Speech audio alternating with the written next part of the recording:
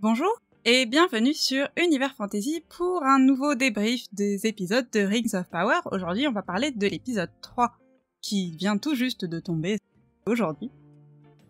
J'enregistre cette vidéo vendredi soir, donc on vient tout juste d'avoir l'épisode.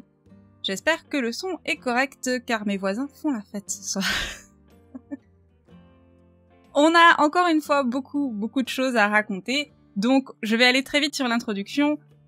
Petit rappel, je vais spoiler intégralement les 3 premiers épisodes de Rings of Power, donc si vous ne les avez pas encore vus, je vous invite à revenir plus tard.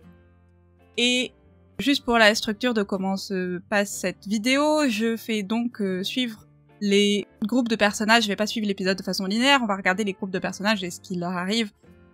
Voilà en gros pour l'introduction rapidement. Cet épisode était assez dingue, j'ai vraiment beaucoup aimé cet épisode.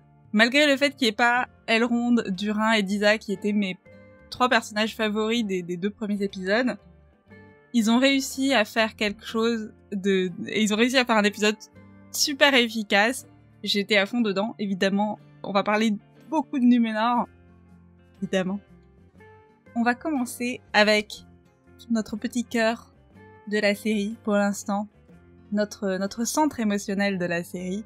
On va commencer avec les pieds velus, évidemment.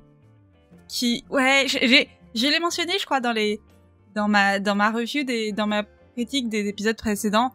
Je m'attendais pas à grand chose des pieds velus. Vraiment, c'était pas des personnages que j'attendais de voir avec impatience. J'étais plutôt surprise qu'ils soient dans la série.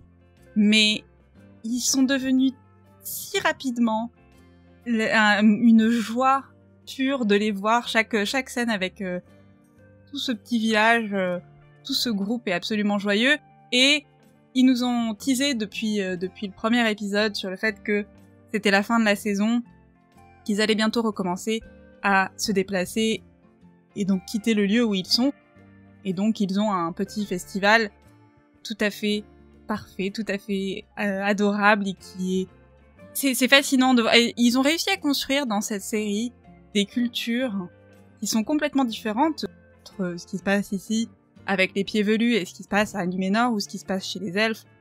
C'est complètement différent. On sent que c'est pas les mêmes peuples, on sent qu'ils vivent pas la même vie, et je trouve ça rend la Terre du Milieu tellement riche et complexe. C'est vraiment de la pure joie. Je suis tellement heureuse de voir tous ces moments-là.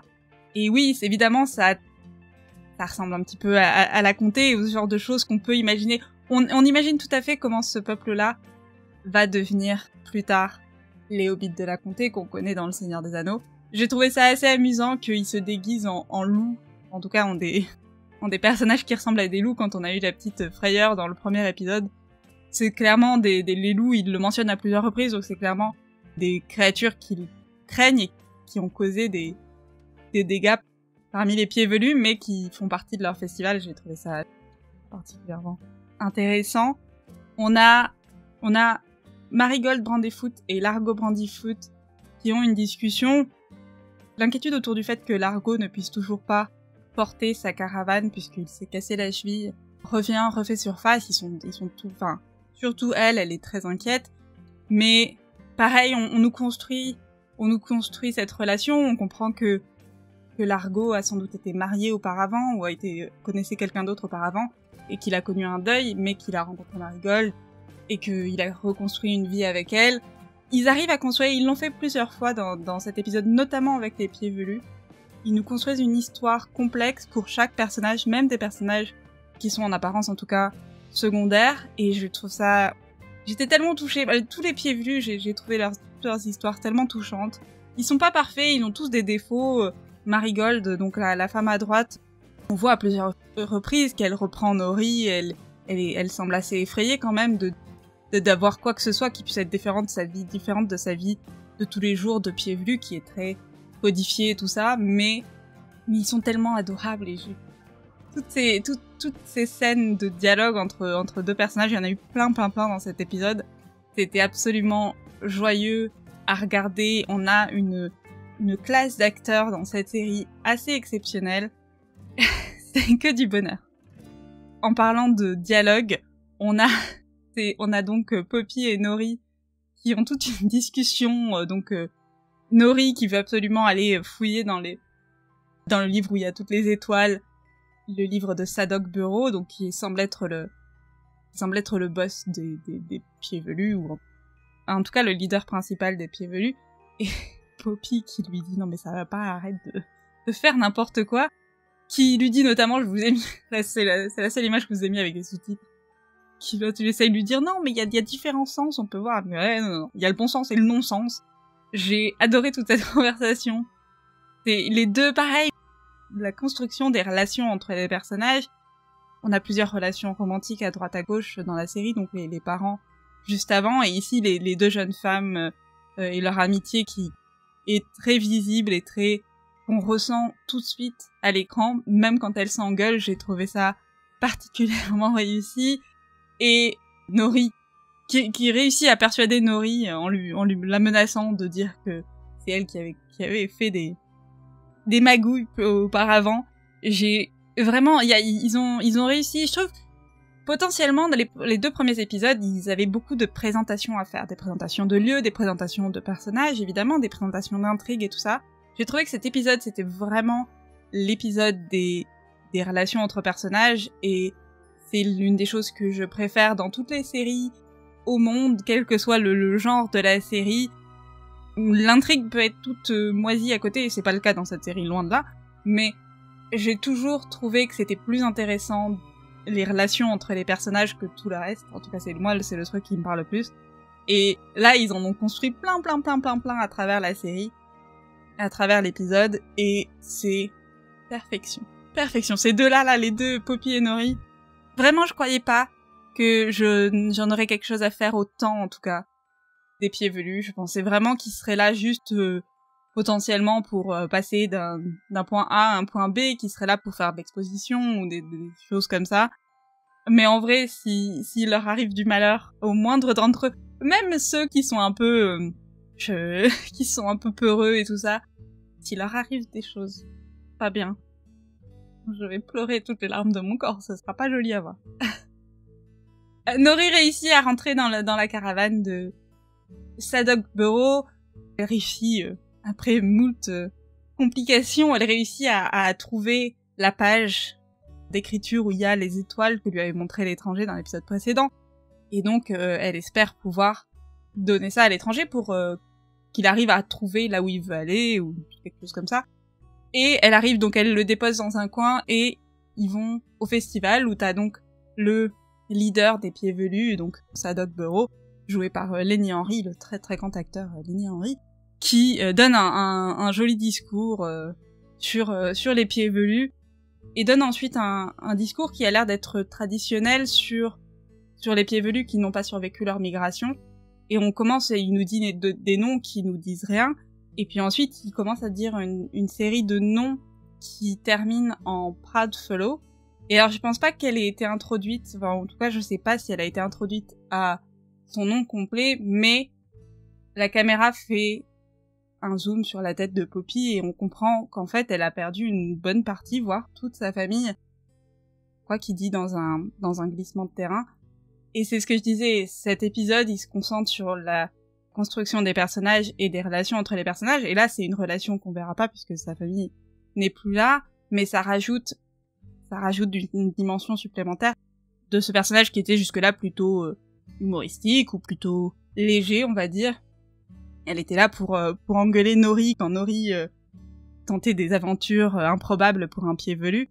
Et là, d'un coup, elle prend un petit peu une dimension supplémentaire, et j'ai trouvé ça vraiment...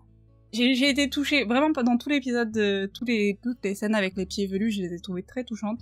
Et c'était un joli moment de montrer une tradition, un festival classique de fin de saison pour les pieds velus. J'ai excellente idée. À côté, on a notre ami l'étranger, qui récupère donc les cartes des constellations que lui a trouvé Nori, et qui essaye de les lire, mais il est toujours très clairement... Soit il est tout nouveau. Ça, c'est un être qui ne connaît pas grand-chose.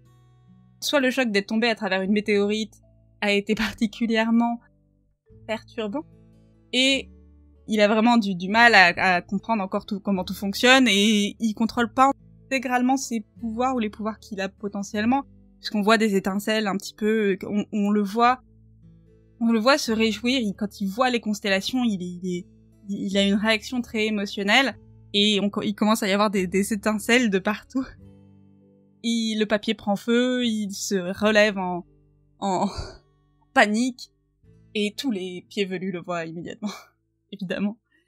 J'ai beaucoup aimé qu'ils maintiennent pas le secret longtemps, c'est-à-dire qu'évidemment le mystère sur qui il est, ça c'est bien qu'ils le maintiennent, c'est bien qu'ils le maintiennent, je serais pas contre avoir la réponse non plus, mais c'est intéressant pour les spectateurs. Par contre, le fait que Poppy et Nori ne communiquent pas avec leurs parents, avec les parents de Nori, avec le reste du groupe, c'est pas forcément un secret qui était intéressant à conserver. Donc là, d'un coup, tout est exposé, donc ça c'est parfait, ça c'est bien. Enfin, moi je suis plutôt pour que tout soit exposé, mais c'est pas forcément la meilleure des choses pour notre ami Nori, qui doit faire face aux règles assez strictes de vie des pieds velus, qui est on ramène pas un étranger qu'on connaît pas, un mec qui on sait même pas si c'est un elfe, un humain ou un troll ou un géant à travers, on le ramène pas dans le camp, c'est une violation des règles. Heureusement le chef du groupe nous dit quand même oui bon c'est une enfant, on sait, elle a tendance à faire des sottises, elle a pas encore beaucoup de poils sur ses pieds, donc on la punit pas énormément. La seule chose qu'on lui dit, c'est maintenant toi et ta famille vous allez être à l'arrière de la caravane, qui est un problème pour le père de Poppy qui a déjà du mal à porter sa caravane, donc ils vont être facilement laissés en arrière. Donc c'est quand même une punition que Marigold de Brandyfoot prend très très mal. Elle dit que c'est catastrophique. Et on voit l'étranger comprendre que Poppy est en train de se faire engueuler à cause de lui, en gros. Et avoir une réaction émotionnelle. On l'a vu. Je trouve que dans l'épisode 1 et 2, ils jouaient vraiment beaucoup sur le est-ce que c'est un gentil, est-ce que c'est un méchant. Je trouve que l'épisode 3 a tranché. Peut-être que j'ai tort et peut-être que dans l'épisode 4, ils vont partir dans une autre direction. Mais dans l'épisode 3, à plusieurs reprises, on le voit sympathiser avec Nori notamment, puis ensuite avec le reste de la famille, on va le voir. Il parle pas, il dit rien, ce qui est du coup bravo à l'acteur, chapeau. On arrive à comprendre que là, il a surpassé le choc de sa chute, on va dire. Il est pas encore... il maîtrise pas tout encore, notamment il parle assez peu. Mais il a réussi à comprendre que Nori était son ami et que là, ce que lui, il a fait, lui a causé du mal. La suite des pieds velus, c'est vraiment la partie la plus courte, les pieds velus dans cet épisode. La suite des pieds velus, on les voit donc migrer, quitter le lieu où ils étaient et voyager. On voit la pauvre Poppy seule avec sa petite caravane. Et encore une fois, c'est un élément qu'on n'avait pas encore jusque-là et que j'ai trouvé très touchant. Et on la voit s'arrêter et se retourner pour regarder la famille de Poppy et des Marigold qui ont beaucoup de difficultés, qui n'arrivent pas à porter la caravane, qui n'arrivent pas à avancer et qui vont se laisser, qui peuvent potentiellement se perdre. Et clairement, le fonctionnement de vie des pieds velus, et on reste le groupe ensemble, on suit toujours le même chemin, ils le disent au début du festival, on suit le même chemin, on reste ensemble, et on peut pas attendre les retardataires, parce que si on reste sur place trop longtemps dans un endroit qui n'a pas été, j'imagine, préparé, c'est dangereux, parce je trouve qu'ils ont bien montré que les pieds velus sont pas des combattants, il va pas y avoir s'ils se font attaquer par quoi que ce soit des animaux sauvages, des humains, quoi que ce soit, c'est pas des gens qui vont se battre. Très peu, parce qu'ils sont faibles, c'est pas dans leur nature. Donc, ils ont des mécanismes de défense très calculés, avec raison, mais du coup, c'est pas forcément facile pour les gens qui sont laissés en arrière, évidemment. Et c'est là aussi, c'est l'un des arguments pour laquelle, pendant longtemps, j'ai été l'étranger, c'est peut-être Sauron, j'étais dans le camp, c'est Sauron, je suis plus vraiment dans ce camp-là, parce que je pense que Sauron, même en mode manipulation, même si on estime que il est tombé du ciel, il est confus pendant quelque temps, il sait pas où il est, donc il est gentil avec Nori parce qu'elle lui amène à manger, et elle l'aide. Il a aucune raison à ce moment-là, comme il commence à reprendre ses esprits un petit peu, il a aucune raison de les aider si c'est pas un personnage positif. Selon moi. Encore une fois, peut-être que je me trompe, j'ai pas d'informations, Mais je pense que là, on est plus ou moins parti sur un Istari, donc soit sur Gandalf, soit sur un des bleus. Je serais vraiment surprise que ce soit Saruman ou Radagast. Je sais pas pourquoi, il n'y a pas plus d'arguments dans le camp d'un Radagast que d'un Gandalf en soi, sauf l'argument de c'est des pré-hobbits, et Gandalf avait une relation particulièrement proche avec les hobbits. Et donc ça, c'est le plus gros argument Gandalf. L'argument, moi, que j'aime bien sur les mages bleus, c'est que les mages bleus, on n'a quasiment aucune information dans les textes. Et du coup, les scénaristes peuvent faire ce qu'ils veulent. Dans le sens où il y aura pas Gandalf, ce serait intéressant d'un point de vue où on a déjà tous le grand public, y compris le grand public qui lit pas Tolkien, y compris même les gens qui ont peut-être vu le film, les 3 films du Seigneur des Anneaux qu'en 2001, 2002, 2003, et qui n'ont pas revu depuis. On connaît tous Gandalf, on a l'image de Ian McKellen, on sait, tout le monde sait que Gandalf c'est un magicien en terre de Dieu, en gros. Quasiment tout le monde.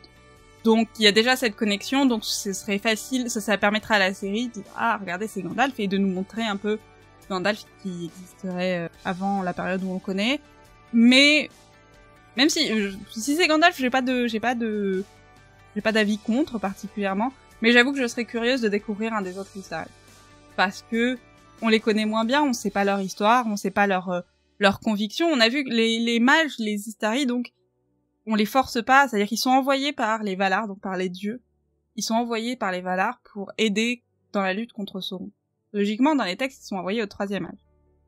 On a des petits bouts de textes de Tolkien qui ont été retrouvés notamment dans l'histoire de la Terre du Milieu, où Tolkien mentionne le fait que potentiellement Gandalf était passé par la Terre du Milieu au 2e âge, donc ce serait pas choquant. Si c'est lui ou les autres, on peut aussi estimer que au lieu que ce soit au tout début du 3e âge, ils sont arrivés à la fin du 2e âge. Là, on est vers la fin du 2e âge, donc ce serait pas choquant en termes de timeline. Ce serait un peu différent, mais pas choquant. Donc, où est-ce que j'allais avec ça? Je sais plus. Bref, je trouverais ça intéressant d'avoir un personnage nouveau. Les Istari, oui, si, c'est ça que je voulais dire. Les Istari, ils sont pas forcément bons de nature. C'est-à-dire que on a Saruman et on a Gandalf. C'est-à-dire qu'ils ont tous été envoyés pour la même raison. Aider les peuples de la Terre du Milieu à lutter contre le mal. Mais une fois qu'ils sont en Terre du Milieu, ou même avant d'ailleurs, ils sont libres de leur choix. Ils sont même libres d'aller aider le mal. On l'a vu avec Saruman dans le Seigneur des Anneaux. On sait pas ce que les Bleus ont fait. On sait pas si, peut-être qu'ils se sont alliés à Sauron. J'allais dire Morgoth, mais Morgoth est plus là à ce moment-là. Peut-être qu'ils se sont alliés à Sauron. Peut-être qu'ils ont complètement abandonné l'idée d'aider qui que ce soit. Ils sont allés cueillir des fleurs quelque part. On n'a pas d'informations, donc on peut construire une histoire complète dessus. Donc je suis vraiment, vraiment curieuse sur ce personnage. Si c'est Gandalf, ça nous fera plaisir de le revoir, on sera heureuse, on sait où va son histoire à Gandalf, donc ce sera moins surprenant, mais ce sera un personnage rassurant et sympathique à voir. Si c'est un des mages bleus, il y aura un peu plus de mystère, un peu plus de suspense, et potentiellement ce sera un petit peu plus intéressant pour tout le monde, puisqu'il y a ce mystère-là. Mais encore une fois, j'ai rien contre le fait que ce soit Gandalf, je pense. On verra, ça dépend un peu ce qu'ils en font en fait, mais là oui, je suis quasiment persuadée que c'est un personnage positif. Peut-être que c'est pas du tout un Istari. Encore une fois, tout ça c'est de la pure spéculation, j'espère que vous m'en voulez pas d'avoir spéculé pendant 10 minutes, mais oui, je trouve qu'il n'y a pas de raison pour un personnage qui serait plutôt un antagoniste d'aider des pieds velus autant. Ça me semble excessif. On a un dernier plan sur les pieds velus qui est un plan plus large où on les voit en train de marcher. J'ai trouvé ça intéressant. On a plein de plans dans cet épisode, dans les précédents aussi d'ailleurs, mais on voit la diversité et la variété des paysages en Terre du Milieu et j'ai trouvé ça vraiment intéressant. Les hobbits notamment les pieds velus sont passés d'un univers qui était plutôt jaune et orange, on avait plein de paille, on avait plein d'herbes séchées et tout ça, à un univers qui était très vert là dans ce moment-là où on les voit changer leurs habits et leurs déguisements pour se planquer et j'ai trouvé ça vraiment vraiment intéressant. Il y a un gros travail au niveau des costumes, au niveau des décors et tout ça, c'est assez fascinant. Et c'est la fin de l'histoire des pieds velus. Pour l'instant, on continue donc à avoir toute leur intrigue qui tourne autour de l'étranger et de qui il est. et de ce qu'il veut et de ce qu'il va faire. On se déplace en Terre du Milieu, on sait pas exactement vers où ils vont. Et oui, ils sont c'est ce que je disais au tout début, ils sont, selon moi, le cœur émotionnel de cette série. C'est-à-dire que on est intrigué par l'histoire de Galadriel, je pense, par celle d'Arondir aussi. Je suis assez fascinée par Celebrimbor et Elrond, mais là où je suis touchée, là où je suis tout en émotion intégralement, c'est avec les Pieds Velus, c'est avec Poppy et Nori, et j'espère qu'il leur arrivera pas de mal. Tellement, j'espère pas. Il arrive des fois du malheur aux Hobbits chez Tolkien, mais ils peuvent pas leur faire du mal. Ok. Et ça, c'était le premier bout qui était vraiment le plus bref dans l'épisode. Le plus gros bout de tout l'épisode, c'est évidemment Numénor. Pour les gens qui avaient vu les bandes annonces, qui connaissaient un petit peu l'univers, on savait que Numénor arrivait. C'est un gros morceau, l'île de Numénor et le royaume de Numénor. C'est un gros morceau de l'histoire du Deuxième Âge. C'est évidemment l'un des trucs qu'on attendait plus, parce que c'est un lieu unique en Terre du Milieu. Je dois dire que l'introduction était particulièrement réussie. De toute façon, cet épisode est particulièrement réussi. J'ai un moment dans tout l'épisode où je suis pas contente. Mais ça n'a rien à voir avec l'histoire ou les personnages. C'est juste un plan, une réalisation à un moment donné. Sinon, tout le reste était vraiment réussi. Encore une fois, ouais, dans l'épisode 1 et 2, j'avais des petits éléments où je disais, peut-être que ça, c'était un peu, ça, j'étais pas convaincue. Là, j'ai été convaincue tout le temps, j'étais dedans, j'ai pas vu le temps passer. J'étais avec... Et ce qui est intéressant, c'est que dans chaque groupe, quand j'étais avec les Pieds Velus, j'avais envie de rester chez les Pieds Velus, on était confortables, ils étaient dans leur festival, où ils étaient en train de faire face à un immense étranger qu'ils connaissaient pas, et c'était assez touchant. Quand j'étais avec Galadriel et avec Halbrand et Elendil, j'étais à fond avec eux. Et quand on était chez Arondir, on en parlera à la fin, j'étais évidemment avec lui parce que il vit quelque chose d'assez tragique et c'était assez réussi aussi à ce niveau-là. Je me disais jamais, il faut vite, on passe vite ce moment-là parce qu'il faut qu'on aille voir ce qui se passe avec un tel ou un tel. J'étais vraiment prise dans tout l'épisode. Je vais passer toute cette vidéo à dire à quel point j'ai aimé cet épisode, je pense. J'espère que ça vous déplaira pas. Comme prévu, donc Galadriel et Halbrand se sont fait récupérer par un bateau et je vous l'avais dit, je le savais, Elendil est là. Oh là là, ça fait plaisir. Logiquement, même si vous avez pas lu Tolkien, le nom d'Elendil vous dit quelque chose. Je vais pas le rappeler, au cas où vous avez pas lu Tolkien.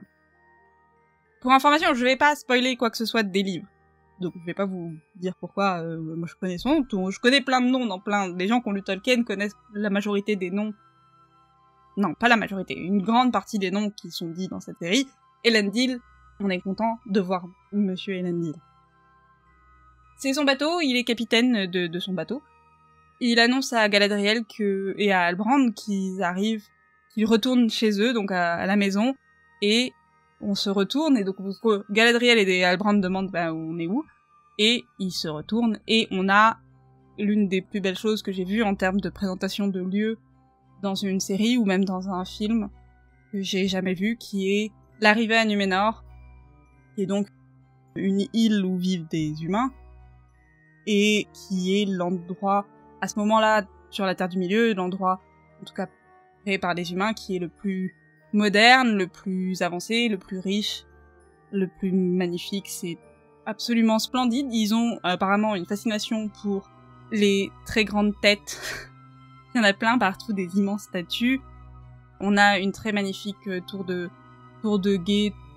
Tout est magnifique dans les décors et l'introduction, mais mes photos là ne rendent pas justice à la scène. J'ai été assez hallucinée, je l'ai revu 2-3 fois là en prenant ces images. Et ouais, c'est absolument magnifique. Et surtout, ce qui est impressionnant, c'est la taille. C'est la taille du lieu. Surtout quand on a ce plan là, on a un gros plan large et on voit la taille de la ville. qui est même pas l'île entière, c'est juste la ville. Et la taille de cette ville est hallucinante. Je sais que c'est des FX, mais ça m'a semblé assez réel, assez magnifiquement fait. Il y a des ponts, il y a des arbres, il y a des murs, il y a des... J'ai pas de mots, tellement j'ai été impressionnée par le travail qu'ils ont fait sur Numénor.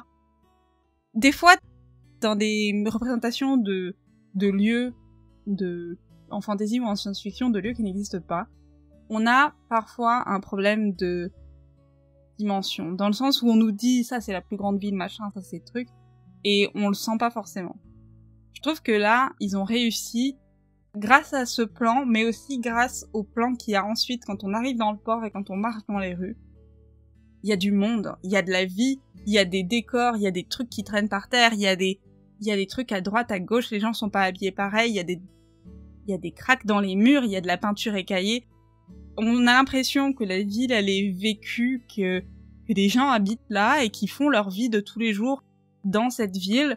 On a l'impression que Elendil a vécu là une bonne partie de sa vie, même s'il vient pas de cette ville-là en particulier, mais qui connaît la ville et qui y a vécu, qui est comme chez lui, contrairement à Halbrand et Galadriel d'ailleurs. Et ils ont réussi un truc qui est pas forcément un truc qui m'a gêné dans d'autres séries ou dans d'autres films, mais qui est souvent un truc qui marche moyennement. On croit pas forcément que ce que les lieux qui nous montrent, juste parce que les films et les séries, ils ont pas forcément les budgets de créer une immense ville remplie de gens partout. Et le fait qu'il l'ait réussi là, c'est exceptionnel.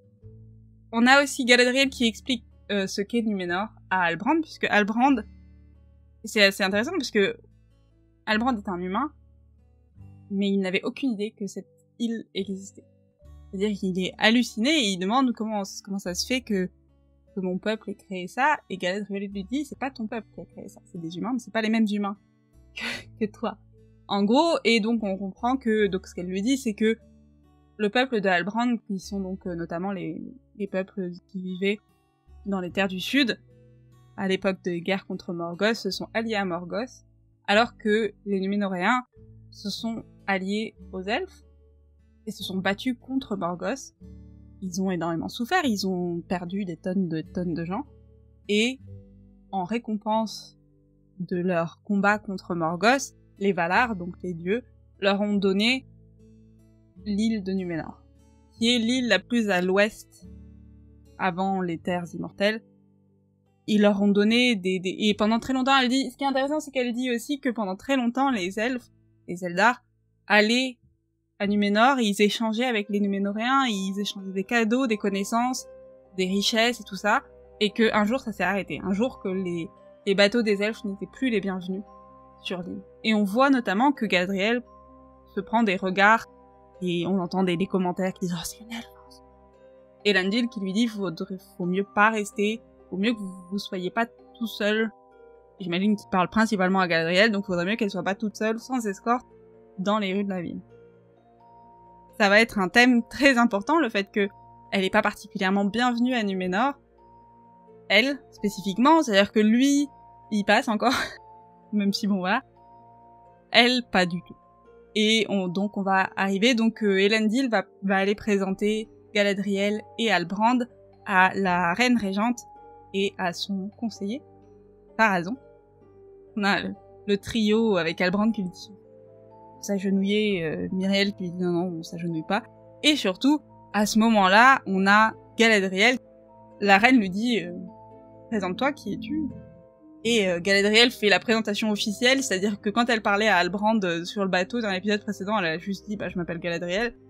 Là, elle arrive, Galadriel des Noldor, fille de la maison dorée de Finarfin, commandante des armées du Nord du roi de Gil-galad. Quand même, je suis pas n'importe qui, je suis plus vieille que tous les gens rassemblés dans ce lieu. Montrez un peu de respect. Et Halbrand des terres du Sud. J'ai bien aimé l'introduction, c'était assez rigolo. Et oui, on oublie que oui, Galadriel, non seulement elle est commandante des armées du Nord de Gil-galad, mais aussi elle vient d'une lignée assez impeccable et c'est l'une des personnes les plus âgées de la Terre du Milieu en ce moment. Pas la seule, mais il y en a quelques-uns qui sont dans les mêmes catégories d'âge qu'elle, mais elle doit être, je sais pas, dans le groupe les 5 derniers, les 6 derniers, les 10 derniers, je sais pas. Ils sont pas très nombreux à être aussi âgés que Galadriel à ce stade-là de l'histoire. Et on rencontre donc la reine régente Myriel et son conseiller Pharazôn, qui semble pas particulièrement heureux que Galadriel soit là, qui rappelle à Elendil et à Galadriel que c'est la première fois depuis des centaines d'années que une elfe est amenée à Numénor. Galadriel dit très bien, moi je veux rentrer chez moi. Et Myriel lui dit que globalement, non, pourquoi est-ce qu'on te payerait un navire pour rentrer en Terre du Milieu? J'ai l'impression que les Numénoréens à ce stade-là ne vont pas souvent en Terre du Milieu, voire pas du tout en Terre du Milieu. Notamment parce que Halbrand ne savait pas qu'ils existaient, donc ce qui prouve qu'il y a quand même très peu d'échanges entre eux, en tout cas entre les Terres du Sud et Numénor, mais potentiellement, vu la nature de l'échange ici, le fait que ce soit difficile pour eux, qu'ils n'ont pas envie de se fatiguer, ne serait-ce qu'à trouver un bateau à renvoyer en Terre du Milieu, prouve peut-être que là, à ce stade-là de l'histoire, ils vont globalement quasiment jamais en Terre du Milieu. Il y a l'air d'avoir une dynamique assez intéressante entre les deux. Elle est pas explicitée, donc on nous dit juste que c'est le conseiller de la reine. On n'a pas les détails de leur relation exactement. On n'a pas les détails pour l'instant. Je suis assez curieuse de savoir quelle est leur relation à ce moment-là de l'histoire aussi entre ces deux-là. Ça va être deux personnages à mon avis qui vont être assez intrigants et ils vont être vraiment importants pour la suite de l'histoire, je pense. Et le costume de Myriel est parfait. Il est magnifique. Je sais pas encore où m'en tenir par rapport à ce personnage parce qu'elle est assez ambiguë dans tout l'épisode. Mais son costume est magnifique. Et d'ailleurs tout le lieu où ils sont est assez, tout Numénor est splendide. Il y a de l'or partout. C'est une ville, enfin c'est un lieu très très riche. Il y a un côté très grec antique. Ce qu'on imagine peut-être, si la Grèce antique avait eu de l'or en abondance, c'est un peu ça comme ça que je l'imagine. Ouais, c'est magnifique Numénor. Je sais pas comment, j'ai vraiment un peu du mal des fois à comprendre comment ils ont tourné certaines de ces scènes tellement je les trouve belles, puisque j'ai pas les capacités de voir ce qui est des FX et pas des FX. Je sais qu'il y a des gens qui repèrent très vite ce genre de choses. Mais je suis très impressionnée par les costumes, par les décors, par tout Numénor. Numénor est magnifique. Et oui, donc ce que je disais, c'est que je pense que la relation entre ces deux-là va être très très intéressante à voir. Pharazôn vient voir Myriel pour lui dire « Je pense qu'il faut qu'on règle cette histoire vite ». On pourrait estimer que une elfe qui passe à Numénor pourrait juste la renvoyer, lui filer un rafio ou la tuer et s'en débarrasser et puis basta. Mais clairement, ils sont assez préoccupés. Je pense pas qu'on soit dans un monde où justement tu puisses juste la tuer et passer à autre chose. C'est pas vraiment l'ambiance.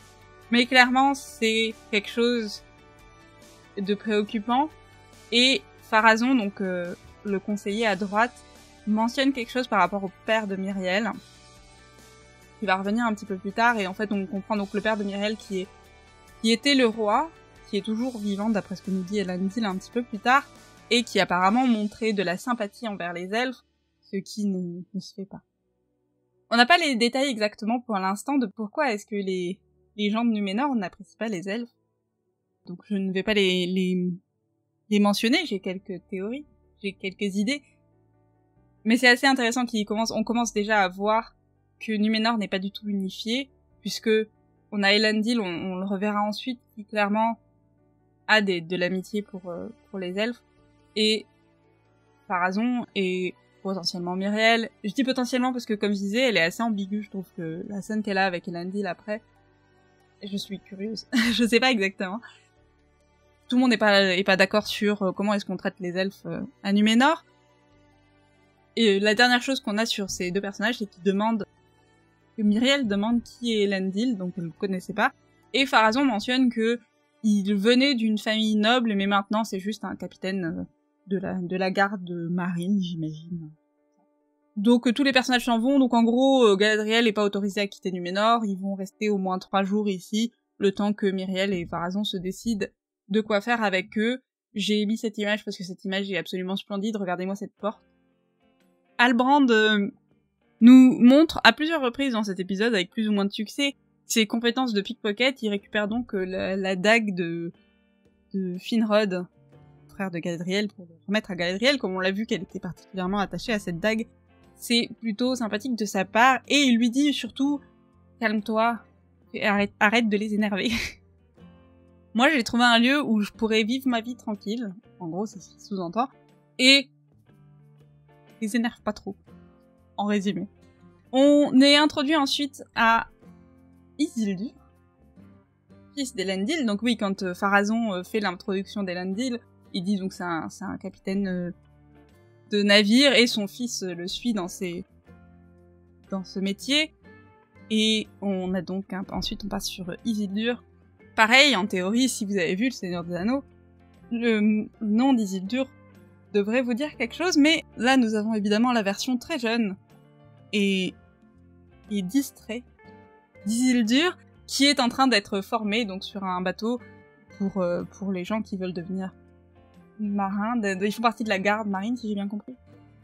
Et donc on les voit s'entraîner sur des bateaux. Pareil, j'ai trouvé ces scènes assez jolies.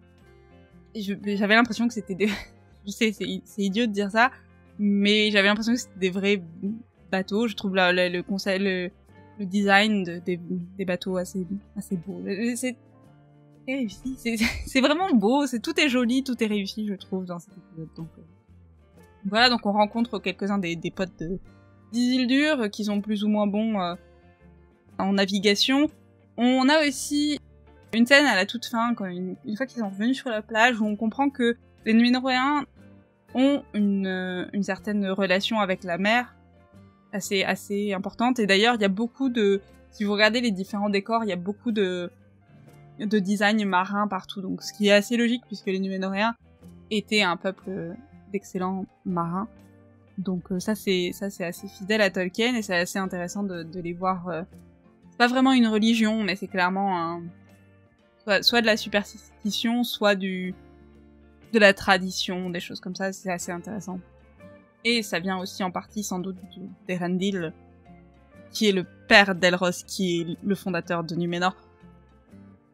On rencontre la sœur de Isildur, et Narien, je crois, qui est une invention de la série. Pour être honnête avec vous, de ce qu'on connaît d'Elendil dans les livres, il a 2 enfants, Isildur et Anarion.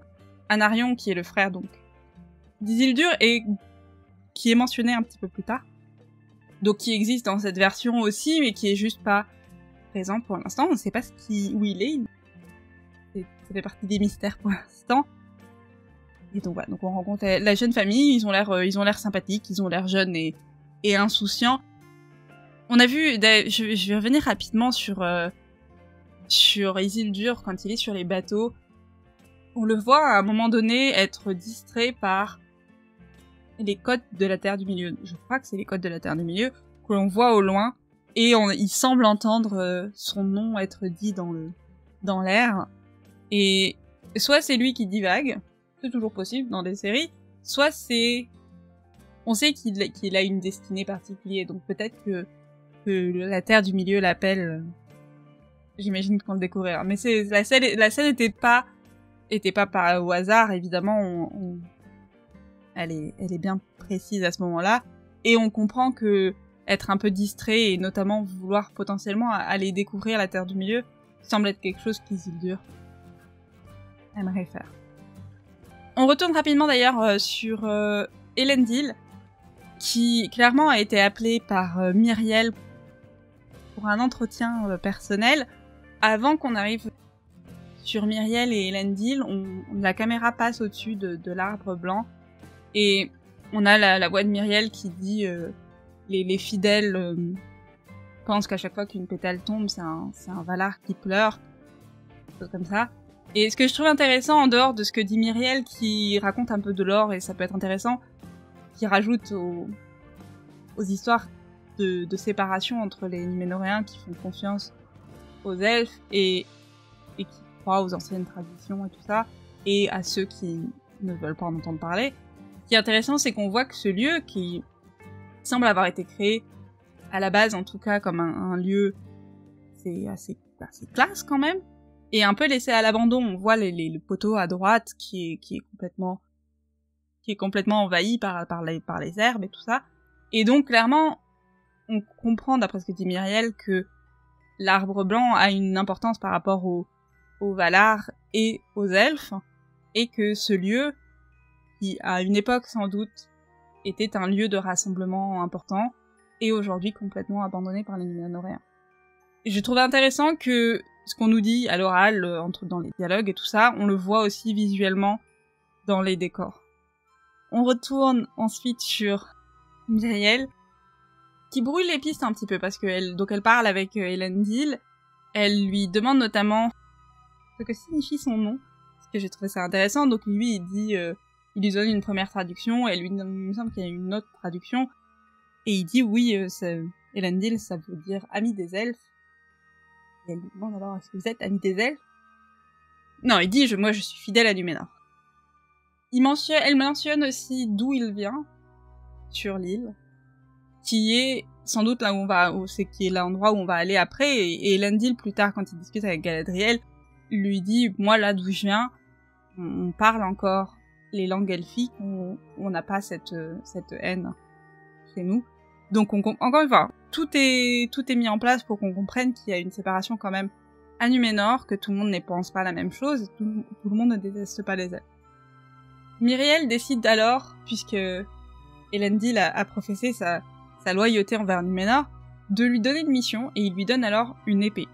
On n'a pas la mission, on n'a pas le détail, on ne sait pas exactement ce qu'il lui a demandé.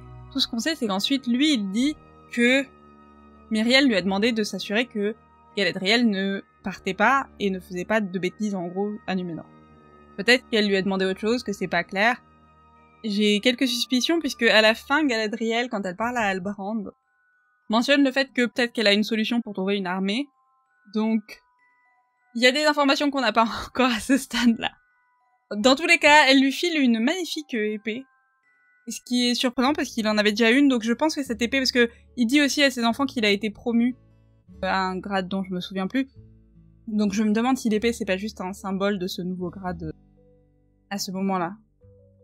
Et donc on le retrouve juste après cette image. Vraiment, tu peux pas, c'est Elendil. Comment? Bref.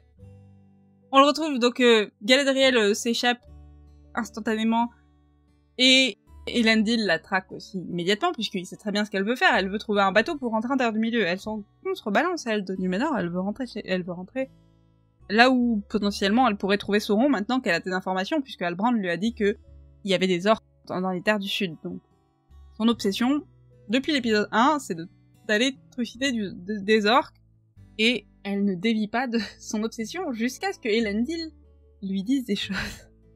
Elendil lui parle du fait que, donc c'est ce que je disais, il lui dit que tout le monde ne déteste pas les elfes à Numénor, que lui il parle une des langues elfiques, voire les langues elfiques en général, je sais pas exactement laquelle il parle, s'il parle Sindarin ou Quenya à ce moment-là, mais il lui dit qu'il y a de l'elfique partout, que c'est pas non plus complètement tombé en désuétude, même si il pointe évidemment des endroits qui sont plutôt en ruine et tout ça, et il mentionne le fait que, en plus c'est ce que je disais tout à l'heure, que lui, de là où il vient, les gens parlent elfique, et il parle de la salle des traditions.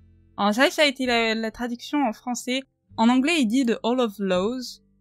J'ai trouvé que salle des traditions, c'était marrant comme traduction. Que les lois et les traditions, c'est pas exactement la même chose, mais bon. En gros, il lui dit qu'il a une grosse bibliothèque quelque part. Qui intéresse notre ami Galadriel. Et donc, ils vont aller ensemble dans cette salle des traditions on comprend après coup, pour que Galadriel puisse se renseigner sur le symbole qu'elle a trouvé, qu'elle pense appartenir à Sauron, qu'elle a trouvé. On comprend aussi qu'elle veut sans doute se renseigner sur Halbrand, qui reste mystérieux à ce stade-là de l'histoire. Et donc il lui dit, bah c'est une demi-journée à cheval, donc ils partent tous les deux à cheval. Et on a là la seule scène avec laquelle j'ai un léger problème. C'est vraiment un problème de rien. Je comprends ce qu'ont voulu faire les réalisateurs. Le réalisateur. Galadriel, depuis qu'elle est sortie du bateau, qu'elle a sauté du bateau, elle a nagé, elle était dans le froid, dans l'inconfort. Elle a ensuite été sur un rafio moisi, pendant très longtemps sans doute. Et ensuite, elle a été capturée, mis en soute dans un autre bateau, puis elle a été privée un peu de liberté, on va dire, pendant assez longtemps, et dans des conditions pas faciles. Du coup, je pense que là, ils ont voulu nous montrer qu'elle passait un bon moment, qu'elle était heureuse d'être libre et d'avancer enfin dans sa quête. Et du coup, on a un ralenti sur le cheval, et ensuite sur Galadriel en train de sourire. J'ai pas de problème avec le fait qu'elle sourit, c'est qu'on lui montre qu'à ce moment-là, elle apprécie sa chevauchée, sa liberté, et qu'elle soit heureuse. Juste que le ralenti. C'est parce que l'image est jolie. J'ai pas de problème avec le moment en soi. Le moment est très bien. Et le ralenti, c'est à utiliser en cinéma et en télévision avec parcimonie. Et là, c'était pas... Genre, avant que la caméra monte sur son visage, elle reste sur le cheval pendant 5 minutes. J'exagère un petit peu. Le ralenti m'a perturbé. Le ralenti m'a fait sortir de la série immédiatement. Alors que rien d'autre jusque-là n'avait réussi à me sortir de mon amour pour cet univers. Là, j'étais là, oh! Ok. Ça dure pas longtemps, je suis d'accord, c'est vraiment un détail. Ça ne gâche pas l'épisode, rien du tout, on retourne dans l'épisode 30 secondes après. Mais c'était un peu excessif. Je voudrais demander humblement au réalisateur ou au monteur ou à je ne sais qui a pris cette décision de se calmer un petit peu sur la ralenti. Pas chez John Woo. Il faut pas. Dans tous les cas, c'est vraiment un détail. Honnêtement, c'est ce genre de petits défauts, on va dire, de réalisation, je suis personne pour dire que c'est un défaut, et j'imagine qu'il y a des gens qui apprécient ce genre de scène. C'est pour ça que elles existent. Mais ce genre de petits trucs c'est pas suffisant pour me faire sortir. S'il y en avait toutes les 3 minutes, oui. Avoir une scène où je me dis, ça a été filmé bizarrement, c'est pas assez pour me faire sortir de l'histoire. On arrive donc au lieu que mentionnait Elendil, et c'est une de mes scènes favorites. La salle des traditions. On voit Galadriel se balader au milieu de textes partout. Et on la voit enfin être assez heureuse, être assez intéressée par autre chose. Enfin, elle est aussi intéressée par le fait qu'il va y avoir des informations sur Sauron ici, mais elle semble enfin intéressée par autre chose que par son obsession de tous les jours. Et ça fait plaisir. Et elle se retrouve, et puis Elendil la rejoint, devant un tableau, une tapisserie, un tableau, l'un ou l'autre. Je crois que c'est une tapisserie. Et d'ailleurs, elle dit à Elendil, là, tu m'avais dit que ce lieu a été construit par Elros. Donc elle se retrouve ensuite devant cette tapisserie. Et donc Elros qui est à gauche ici en orange. Et à droite, on a Elrond. Que Elros et Elrond sont frères. Et d'ailleurs, Galadriel dit oui, j'ai toujours été plus proche de frère d'Elrond. Et Elendil, c'est marrant parce qu'Elendil a une petite phrase du genre, ah oui, c'est vrai que toi t'as connu Elros. Et je pense que ça doit être un truc bizarre de vivre dans un monde où il existe des êtres qui ont connu Napoléon. Honnêtement, c'est à ce niveau-là. C'est comme si vous croisiez quelqu'un demain et qu'il était normal et naturel que cette personne ait connu Louis XIV. Et que pour vous, ce soit pas bizarre, même si ça peut être un truc que vous oubliez que c'est possible, mais c'est pas bizarre. Donc Elendil est pas choqué, ah mon dieu, t'as connu Elros. Non, il sait qu'elle est extrêmement âgée. Et il fait, oui, c'est vrai que t'as connu Elros. Et Elros, c'est le fondateur de Númenor. C'est le premier roi de Númenor. C'est le gars qui a tout construit. Pas tout, depuis, ça a été évidemment agrandi, multiplié, reconstruit et tout ça. C'était il y a plusieurs milliers d'années, probablement. On n'a pas les dates exactement. On sait pas où on se situe exactement dans le deuxième âge. Et comme ils ont changé une partie de la chronologie, je sais pas où on se situe, mais j'estime, après mes ma compréhension de l'histoire, qu'on est plutôt vers la fin du deuxième âge, et Numénor est créé au tout début du deuxième âge. Donc là, on est potentiellement 2000 ans après. 1500 ans après, quelque chose comme ça. Et ils expliquent pas exactement comment est-ce que Elros et Elrond peuvent être frères si Elros était humain et Elrond était elfe. Je me demande s'ils vont le faire ou s'ils vont laisser le mystère là-dessus. Mais dans tous les cas, c'est assez intéressant. Ou alors peut-être qu'ils sous-entendent que... Peut-être que je vous ai spoilé. Je me demande si les gens qui connaissaient pas du tout le lore pensent à ce moment-là que Elros était un elfe. Je sais pas. Elrond et Elros étaient des demi-elfes. Et à un moment donné dans leur vie, on leur a demandé de choisir. Soit de devenir humain, soit de devenir elfe. Elrond a choisi de devenir elfe. Elros a choisi de devenir humain. C'est pas vraiment un spoiler, c'est... Je sais pas quoi faire de ça, sinon je sais pas comment parler de toutes les choses... toutes les choses qu'il y a dans cette série. J'aime beaucoup cette scène, ça nous rappelle... Galadriel rappelle qu'elle a une amitié avec Elrond, ce que... On a vu que très brièvement pour l'instant, mais c'est intéressant de l'avoir mentionné. Et il y a un petit peu de douceur qui s'installe dans la conversation, ce qui est agréable, puisqu'encore une fois, depuis le début de la série, Galadriel, on l'a vu en mode vénère, et là on la voit en mode... Elle parle de son affection pour Elrond, elle parle avec respect d'Elros et tout ça, et j'ai trouvé la conversation agréable à écouter, et assez égale avec Elendil, je trouve ça intéressant. Ils font leurs recherches et oui, j'ai mis cette image qui est globalement la même que les autres, mais juste parce que j'adore le lieu, j'adore les luminaires, j'adore l'échelle à droite. En gros, c'est une grosse bibliothèque, et qui ne peut pas aimer les grosses bibliothèques? J'adore ça. Et le lieu est vachement réussi. Tu peux le sentir presque physiquement, tellement il est classe. Et donc, le bibliothécaire qui est là leur ramène des documents, et on comprend que on a été très bête. Surtout moi. J'ai vu une ou deux personnes qui avaient fait le rapprochement avant. Moi, mais alors pas du tout, même pas une seule seconde. Je me sens idiote. Et ce qui est intéressant, parce que Galadriel fait un peu la même réflexion, c'est comment est-ce que je l'ai pas vu avant? Évidemment. Donc là, ce qu'elle nous dit est intéressant. Parce que nous, on connaît... Il faut pas que je dise nous, parce que tout le monde n'a pas imprimé la carte de Terre du Milieu dans son crâne. On a une carte de Terre du Milieu, face de nous, et le symbole que jusque-là on a attribué à Sauron, qui semblait... Enfin, en tout cas, Galadriel pensait que c'était un symbole qui symbolisait Sauron lui-même. Et elle comprend qu'elle s'est trompée, et qu'en fait, ça représente un lieu en Terre du Milieu. Et elle nous dit que ce lieu, c'est les Terres du Sud. Donc, là où sont Bronwyn, Arondir, et les autres, là d'où vient Halbrand, là où il a dit que sa maison, sa famille avait été pris par les orques. Donc, si vous connaissez la carte de Terre du Milieu, celle qu'on aura un peu plus tard, vous savez c'est quoi cet endroit. Est-ce que je peux le dire ou pas? Je sais pas si je peux le dire.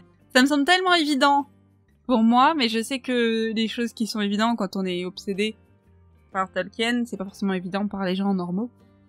Mais donc, clairement, en fait, ce qui est intéressant, c'est que elle l'avait dit quelque chose, dans le tout premier épisode, elle avait dit « Ah, mais c'est le symbole de Sauron, mais c'est aussi quelque chose pour indiquer aux orques où ils devraient aller. » Et en effet, c'est carrément c'est une carte pour leur dire « Allez là, c'est là où on va se retrouver. » Et il parle ensuite, il retrouve aussi un document d'un espion qui disait que il y avait un plan dans le cas où Morgoth perdrait, ou dans le cas où il ne serait plus là. Le plan, ce serait de trouver un lieu où ils pourraient se réunir, les forces du mal, hein, les orques notamment, pour vivre et pour grandir et persévérer. Ce qui est évidemment la pire hantise de Galadriel, ce qui est justement ce qu'elle craignait le plus, que le mal perdure en Terre du Milieu. Elle a essayé désespérément de le détruire, elle pensait que... Elle semblait persuadée depuis le début que Sauron était toujours vivant, mais je suis pas sûre qu'elle imaginait qu'il y avait encore suffisamment d'orques pour en faire une armée. Et là, elle est en train de comprendre qu'il y a potentiellement un lieu quelque part en Terre du Milieu, probablement dans les Terres du Sud, où sont en train de se réunir des tonnes et des tonnes d'orques, potentiellement. Et on la voit être horrifiée, et ce que j'ai trouvé intéressant, c'est qu'on voit Elendil devenir assez mal à l'aise et horrifiée aussi. J'ai trouvé ça intéressant parce que depuis le début de l'épisode, il y a tout un tas de petits conflits. Évidemment, entre Galadriel, Myriel et Pharazôn, ils s'entendaient pas. Entre Galadriel et Elendil, ils se sont un petit peu gentiment engueulés quelquefois. Enfin, pas engueulés, mais ils ont eu des échanges conflictueux, on va dire. pas méchants, mais voilà. Et en fait, j'ai eu le sentiment, parce que d'un coup, ils sont devenus... Et Galadriel était genre un peu vénère et tout ça, elle était machin, mais le ton que les deux prennent, à partir du moment où ils comprennent ce qui se passe, devient... Enfin, en tout cas, moi, je l'ai vu comme... Ok, on s'en fout de tout le reste, ça c'est grave. Et la façon dont d'un coup ils se mettent à parler est plutôt bien réussie, parce qu'on comprend que les mini-conflits qu'il y avait avant deviennent ridicules face à la menace que peut représenter potentiellement une armée d'orques dans les terres du Sud. Elendil dit quelque chose du genre « ça va mal pour le Sud », et pour les terres du Sud, et Galadriel dit « si je comprends bien, le plan qui est en train de se mettre en place, c'est pas que pour cette région-là, ça sera... » Et elle sous-entend « ce sera pour toute la terre du Milieu ». Ou en tout cas, c'est ce que moi j'ai compris. je dis « elle sous-entend » comme si c'était une évidence. C'est ce que moi j'ai lu dans cette scène-là. Mais j'ai trouvé vraiment là, je trouve qu'il y a eu un changement de ton. Parce que juste avant, en plus, ils étaient en train, très gentiment, de parler d'Elros, de mentionner Elrond. Ils parlent de l'ancien roi. Mais ils parlaient de sujets assez sérieux. Mais le ton s'est tellement aggravé quand elle a compris ce qui se passait. J'ai trouvé ça vachement bien réussi. Et on comprend que Elendil a une compréhension de ce que peut potentiellement représenter cette menace. Je sais pas comment, puisque a priori il y a peu de chances qu'il ait rencontré des orques dans sa vie. Mais en tout cas, il a potentiellement entendu beaucoup d'histoires dessus, suffisamment pour que ça ait du sens pour lui, j'imagine. Sauf si on apprend après coup que eux, ils ont déjà rencontré des orques, mais ce qu'on nous a dit depuis le début de la série, c'est que on voit plus d'orques nulle part. Il y a plus d'orques, tout va bien. Soit au moins disent pas. Donc a priori, très très peu de gens ont rencontré des orques à ce stade-là. Hormis les gens très vieux comme Galadriel. On retourne voir les enfants de Elendil, Isildur et Arianne. Ils sont donc, je pense, dans le même coin là où sont Elendil et Galadriel, donc pas dans la capitale, pas du côté du palais où sont la reine et son conseiller, parce que il parle parce que je crois que la petite représentation en marionnette qui est faite devant les enfants, qui est une petite scène très adorable, représente Galadriel en train de combattre un troll ou une créature du mal. Ce qui est adorable, et d'ailleurs on comprend très vite que Galadriel est connue. Ce qui est logique, hein, pas particulièrement surprenant, et qu'Isildur la connaît de nom, et ils sont assez impressionnés. Qu'est-ce qu'elle fait? Globalement, Elendil leur dit, elle est là, et la reine Myriel m'a demandé de la surveiller, ce qui surprend un peu les enfants. On comprend, encore une fois, il y a clairement une non-appréciation des elfes d'une bonne partie des Núménoréens.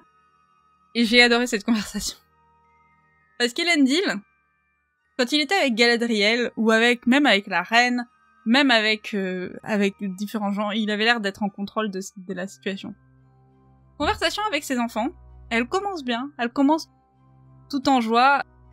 Il dit à Isildur que Galadriel veut retourner en Terre du Milieu. Isildur dit « Ah, c'est qui va l'accompagner ?»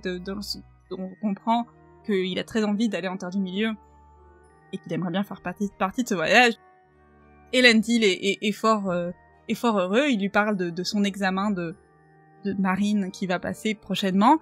Et ensuite, ça part en cacahuète, parce que quand t'es un parent, j'imagine, et que tu parles à tes deux enfants sur le point de devenir adulte, fin d'adolescence, début d'adulte, ça part toujours en cacahuète. J'ai pas d'enfant moi-même, donc je sais pas si c'est réaliste, mais ça m'a semblé assez réaliste comme conversation. Il perd le contrôle immédiatement. Et Isildur veut faire une pause dans ses études. Elendil lui dit bah non, tu fais pas de pause dans tes études.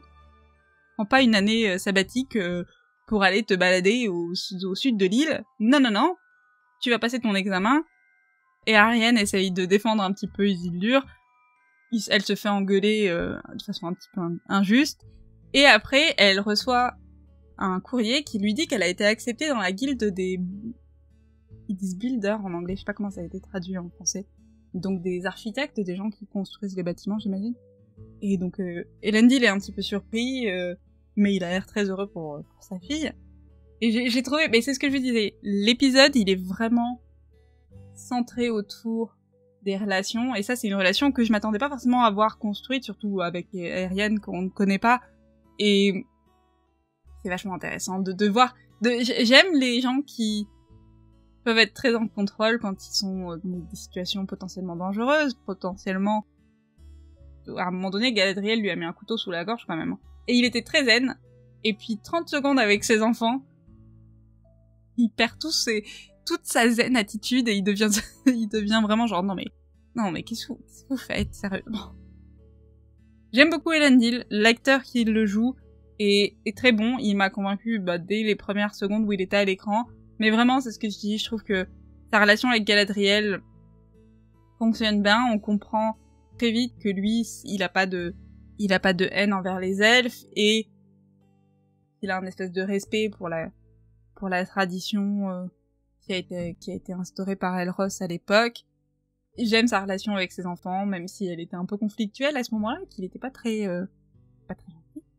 Je trouve que c'est un personnage intéressant et il est plutôt... Je pense que ça aurait été facile de faire un Elendil un peu cliché. Et pour l'instant, je trouve qu'ils ont réussi à mettre de la subtilité dans la majorité des personnages, notamment dans celui-là, qui fait qu'ils vont être intéressants à suivre en fait. Et ça va pas être juste... Et c'est toujours important que ce soit pas juste l'intrigue que l'intrigue. Et là, c'est ça. Je sais pas si c'est important ou pas pour l'intrigue que sa fille, qu'elle soit acceptée dans sa guilde ou pas. Mais c'est intéressant de le voir réagir, de voir comment lui il réagit, comment elle réagit. C'est les relations entre les personnages qui sont intéressantes. Dernier élément sur les Núménoréens, avant-dernier élément. On a un dernier plan sur Myriel. J'ai pas parlé d'Halbrand, j'en parle juste après, vous en faites pas. J'ai pas oublié notre ami Halbrand. Mais on a un dernier plan sur Myriel, que donc la reine régente Myriel, qui monte dans une tour et qui va voir son père. Bon, en tout cas, on ne voit pas le père, mais elle parle à quelqu'un qu'elle appelle son père. On nous a fait comprendre dans une conversation plus tôt que donc le père est le roi de Numénor, mais qu'il a été remplacé pour l'instant et qu'il est enfermé, globalement qu'il est enfermé dans sa tour et qu'il ne sort pas, et que le roi, il était lui plutôt favorable aux elfes. Et donc on imagine que c'est pour ça qu'il est plus présentement roi, sauf s'il est malade, on sait pas. On n'a pas d'explication, mais la façon dont Elendil l'a présenté semblait pas être j'ai quitté le trône pour aller prendre ma retraite. Ça semblait plutôt j'ai quitté le trône parce que c'était une meilleure idée de faire ça que de faire autre chose. Peut-être encore une fois je suranalyse, mais bon, bref. Et Myriel va donc, encore une fois on voit pas le roi, donc j'imagine que c'est à lui qu'elle parle, mais c'est intéressant qu'il s'est pas montré, je me demande si ça veut dire est-ce que peut-être qu'il est mort et qu'elle parle à un tableau ou quelque chose, et que personne n'est au courant qu'il est mort, je sais pas. Je vous dis, c'est pour ça, Myriel, elle est très ambiguë, on sait pas ce qui se passe avec elle, et elle dit globalement, c'est arrivé, ce qu'on craignait est arrivé, l'elfe est arrivé à Numénor. Qui sous-entend prémonition, prophétie, je sais pas. On n'a pas de détails, ce sera très intéressant à voir. Je suis vraiment curieuse d'avoir plus d'informations sur Myriel. Je trouve qu'ils ont réussi à titiller mon intérêt. Et ça, c'est bien. Et la dernière intrigue de tout Numénor, c'est, de ce qui se passe à Numénor, on va dire. C'est notre ami Halbrand, qui donc après avoir été présenté à la reine, va donc boire un coup et manger des moules. Littéralement. Et il arrive clairement à se faire des potes de partout. Avant cette scène, on le voit essayer de devenir forgeron. Il essaye en tout cas de convaincre un forgeron de lui donner un travail. Et clairement, on a compris que Halbrand, il a vu Numénor. Il a vu une cité humaine, prospère, en sécurité, où il n'y avait pas d'orques qui les attaquaient, et il s'est dit « Ok, je vais m'installer ici ». Ce que je comprends, hein. Moi si un jour je vais me balader et je trouve une ville style Numénor, je pense que j'aurais envie de m'y installer aussi. Le forgeron lui a dit « Non, tu dois faire partie de la guilde pour travailler le métal à Numénor ». Et évidemment, il fait pas partie de la guilde. Il va boire un coup, il va manger des moules, il se fait embêter par des Numénoréens qui lui demandent c'est quoi sa relation avec l'elfe, tout ça, tout tourne autour de cette détestation des elfes à ce moment-là. Et il arrive à... Halbrand est un manipulateur et un joueur assez compétent. Donc là, il les provoque un petit peu au point de les énerver, mais ensuite il paye des verres à tout le monde, donc tout le monde se relaxe. Notamment, il commence à les énerver au début naturellement parce qu'il est d'humeur moisie, mais après il s'aperçoit que les personnes autour de lui portent tous le symbole de la guilde des forgerons, donc on comprend ensuite qu'il se dit « Ah tiens, si je leur pique le symbole, peut-être que je pourrais trouver du boulot. » Il arrive à manipuler la situation pour transformer quelque chose qui aurait pu être un conflit en une beuverie, because why not. Et il pique un des médaillons là, mais comme je vous disais tout à l'heure, il fait preuve de... On voit ses talents de pickpocket avec plus ou moins de succès. Il a réussi à récupérer plutôt de façon réussie la dague de Galadriel. Par contre, le symbole de la guilde, il se fait repérer immédiatement et les autres bonhommes sont pas très heureux, ça va se bastonner. Il se laisse, ou en tout cas il se prend un coup et ensuite il se défend. Et on comprend que Halbrand, c'est pas non plus la première fois qu'il s'est battu dans sa vie. Il détruit un petit peu les 4 bonhommes qu'il y a là. Notamment, il y en a un, il lui casse le bras de façon assez violente. Et il casse la tête un peu au mec qui l'avait embêté dans la rue. Et il lui fait... Ah oui, depuis le début, il lui avait pas dit son nom. Le gars lui avait demandé son nom, il lui avait pas vraiment dit. Et là, il lui fait « Je m'appelle Halbrand », ce qui était un peu surprenant, donc je me demande si son nom a une signification particulière pour lui et pour son peuple, puisqu'on découvre un peu plus tard qu'il est évidemment pas un mec random croisé dans la rue. Il se fait arrêter et il est renvoyé par la casse-prison, qui est, au passage, la prison la plus classe et la plus belle de tous les temps. Parce que ça, c'est Galadriel qui le rejoint ensuite pour aller discuter avec lui. Et au passage, il y a une des plus belles statues du coin. Qui met ça en face de cellules? Enfin, c'est cool. Quitte à être en prison, je préfère regarder une magnifique statue, mais très surprenant. Galadriel discute un petit peu avec Halbrand. Elle se fout un petit peu de sa gueule pour s'être retrouvée en prison. Et elle critique un petit peu son attitude, on va dire. Et on comprend que quand elle était dans la bibliothèque plutôt, dans la salle des traditions, elle a recherché le symbole qu'on le voit porter autour de son cou, qui était ce symbole-là, et elle lui dit que il y a très longtemps, dans les terres du Sud, un homme avait réuni les différents groupes qui vivaient là-bas sous une seule bannière pour devenir le roi, et c'était ce roi qui avait rejoint Morgoth, et que potentiellement Halbrand serait le roi actuel, en tout cas l'héritier de ce roi, et elle lui conseille fortement de faire la même chose, c'est-à-dire de réunir son peuple, mais cette fois-ci pour se battre contre Morgoth. Halbrand ne semble pas particulièrement excité à l'idée d'être roi. Il a clairement une attitude, une fierté, il pense pas être un simple paysan perdu, mais oui, il est un petit peu hanté, probablement en partie hanté par les choix de ses ancêtres, puisque ses ancêtres avaient travaillé avec les orques, et aujourd'hui les orques ont détruit sa ville, donc on peut comprendre qu'ils sont un peu en conflit avec son passé. Et donc ça va être, je pense, un personnage assez intéressant à étudier. Moi j'ai plusieurs théories sur qui Je sais que tous les nouveaux personnages qu'ils vont présenter dans la série, ils vont pas forcément devenir des gens qu'on connaît. C'est pas possible. Et ce serait trop simple, je pense. Mais, potentiellement, j'ai des théories sur qui pourrait devenir ce monsieur. J'ai 2 théories. Et j'en avais qu'une, et puis j'en ai vu une autre sur internet. Et je l'aime bien, l'autre, et je peux pas en parler. C'est du spoiler. Et, parlant des Terres du Sud, allons donc voir ce que devient notre ami Arondir. Pauvre Arondir, qui est en compagnie pas très sympathique. Ces orques sont magnifiques. Enfin non, ils sont horribles, mais ils sont magnifiques. Ces prosthétiques sont splendides. Et j'adore le fait qu'ils aient pas tous la même gueule, qu'ils aient pas tous la même forme corporelle. Ils sont planqués sous des couvertures et sous des masques et sous des trucs, puisqu'ils prennent le soleil. Qui est quelque chose qu'on a un petit peu... qui est passé assez rapidement dans le Seigneur des Anneaux, puisque les Uruk-hai... Le truc unique des Uruk-hai, c'est qu'eux, ils peuvent marcher au soleil. Mais les orques, le soleil, c'est pas leur ami. Ils peuvent! Ils meurent pas instantanément s'ils sont au soleil, mais on les voit à plusieurs reprises.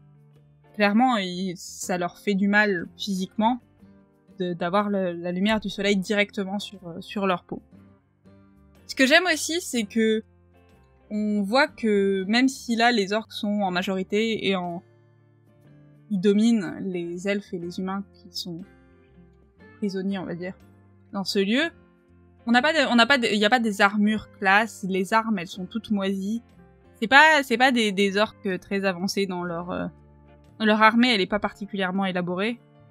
Ils ont des bouts de tissu déchirés, vraiment leurs armes elles sont toutes c'est pas des grands forgerons qui ont fait leurs armes. C'est des petits détails, je trouve, mais je trouve que vraiment la série fait beaucoup ça. Elle fonctionne beaucoup sur le détail.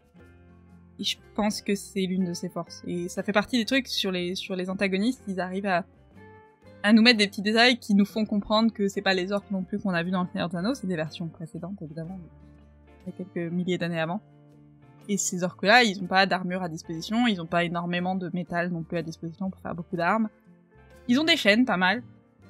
Mais on se demande, voilà, s'ils ont pas récupéré vu l'état des côtes de mailles qu'on voit à droite à gauche, on se demande s'ils les ont pas récupérés sur des cadavres quelque part, etc. Bref, j'adore les looks de ces personnages, ils sont absolument réussis à la perfection.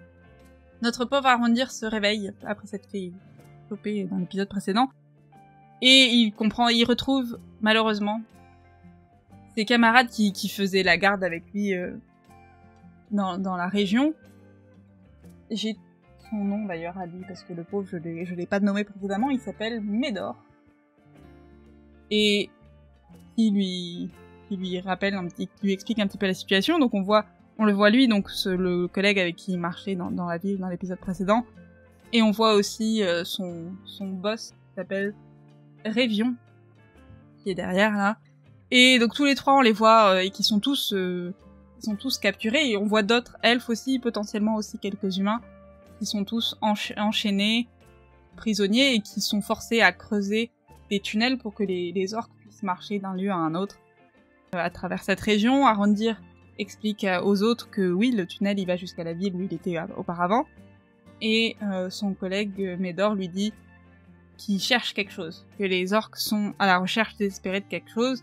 Et il parle notamment d'un leader de ce groupe d'orques qui s'appelle Adar. Ça va revenir, et au fait, c'est le titre de l'épisode, Adar. On les voit donc discuter, on les voit essayer de trouver un plan pour potentiellement s'en sortir. Notamment, Révion, donc le boss au milieu ici, dit que il faut que l'un d'entre eux, peu importe qui, réussisse à passer la colline pour voir ce qu'il y a autour, et il faut aller prévenir d'autres personnes. Je m'attendais vraiment à ce qu'il droppe il faut que quelqu'un aille prévenir le roi Gil-galad.